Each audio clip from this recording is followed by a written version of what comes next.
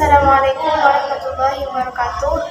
Alhamdulillahirrahmanirrahim. Wassalatu wassalamu ala asyrafil anbiya'i wal mursalin Sayyidina Muhammad wa ala alihi wa sahbihi ajma'in, amma ba'du. Yang terhormat kepada pengasuh pondok pesantren Zainul Hasan Denggo, yakni Kiai Hasan Mutawakkil Allah SHMM. Yang terhormat kepada Rektor Universitas Islam Zainul Hasan Denggo, yakni Bapak Dr. Abdul Aziz Wahab MAG. Yang terhormat kepada dosen pengampu mata kuliah Psikologi Pendidikan, yakni Bu Fika Anjana MPD.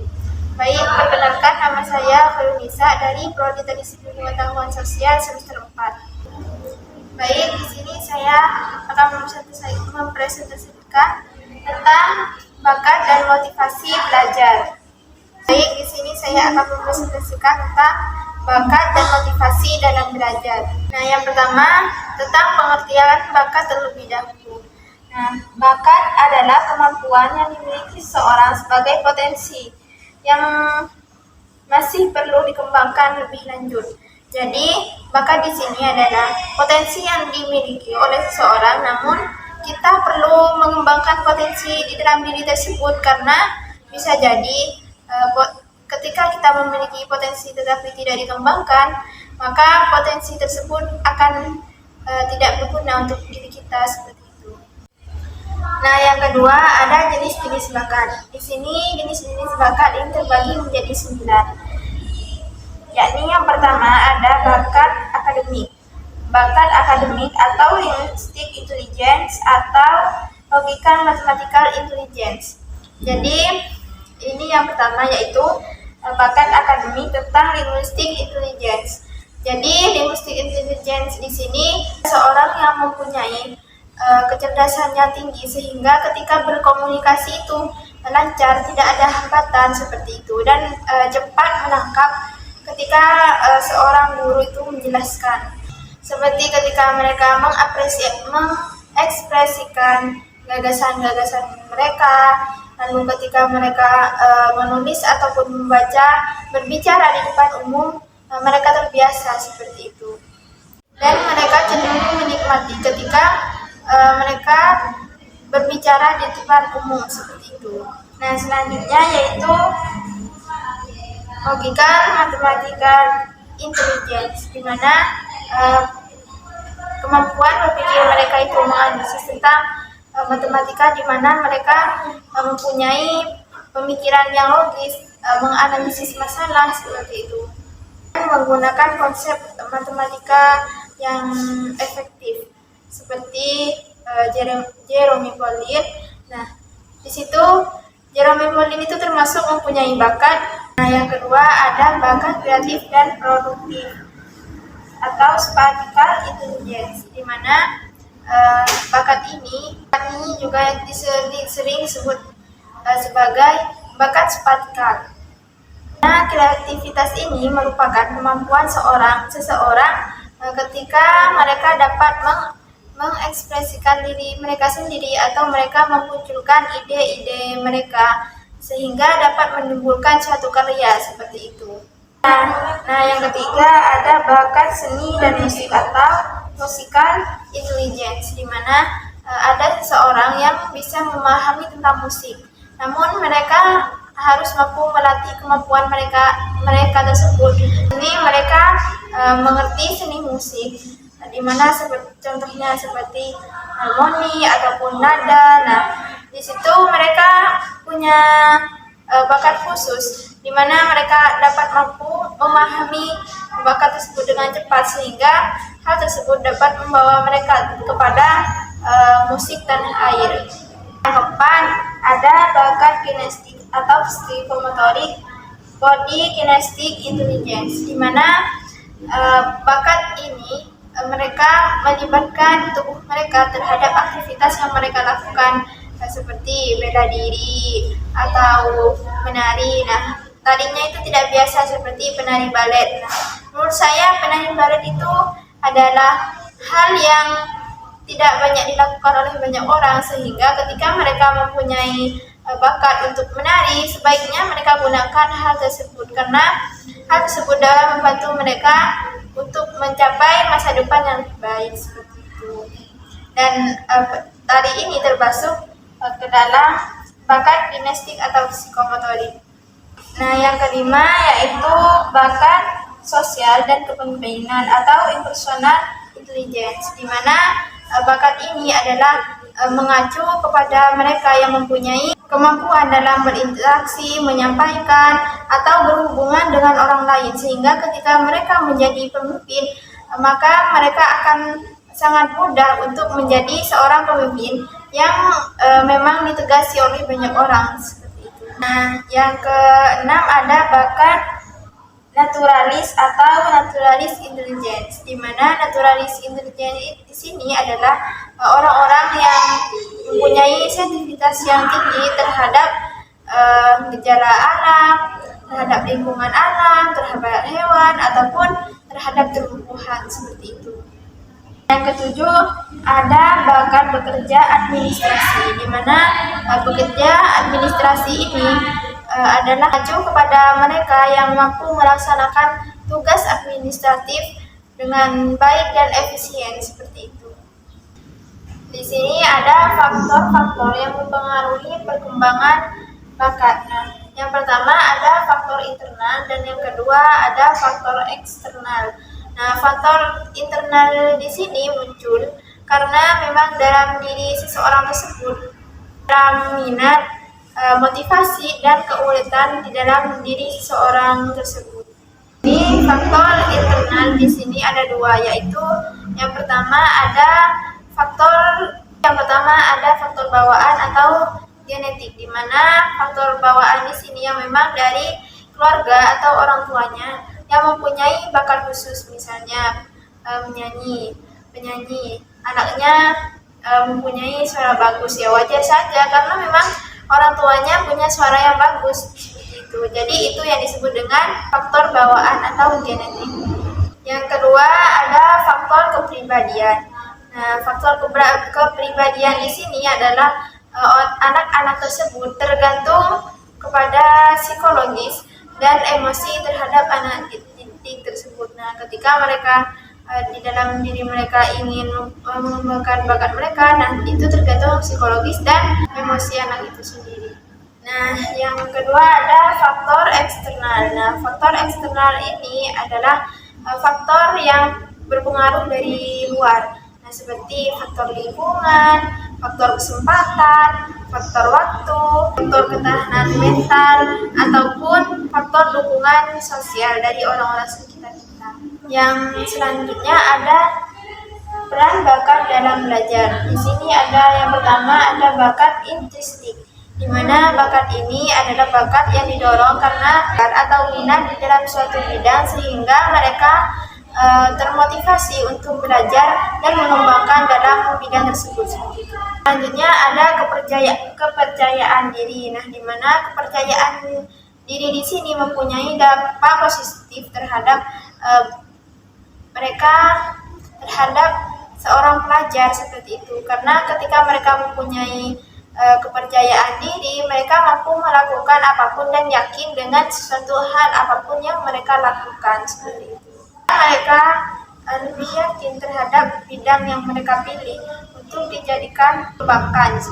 Nah, yang terakhir ada usaha guru dalam mengenalkan dan mengembangkan bakat siswa.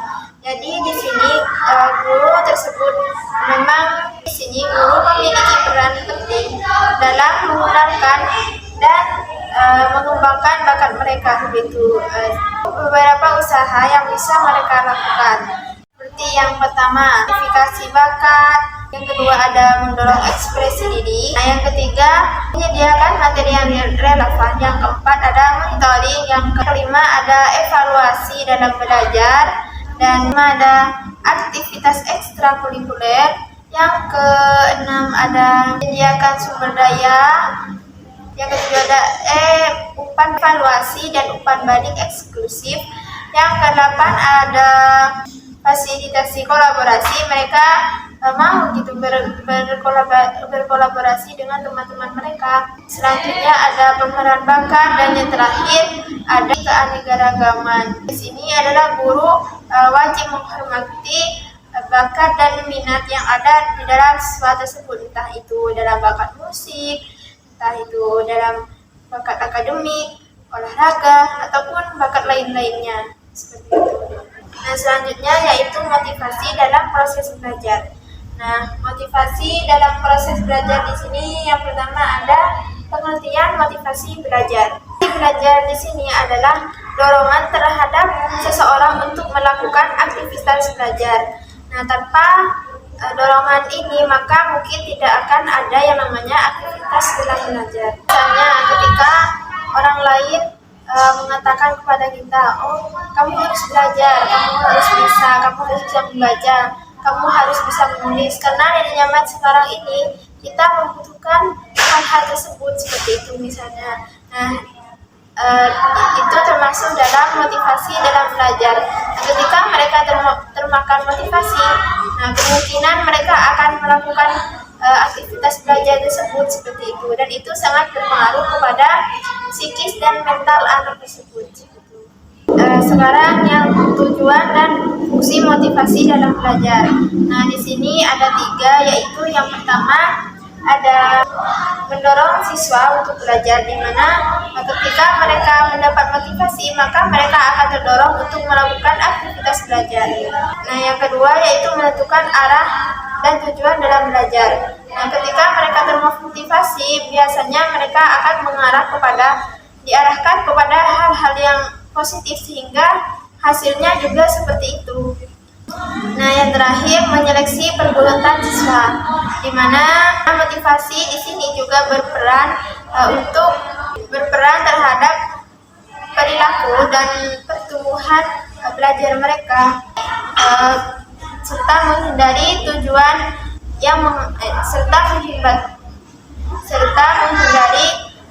aku yang dapat menghambat tujuan tersebut.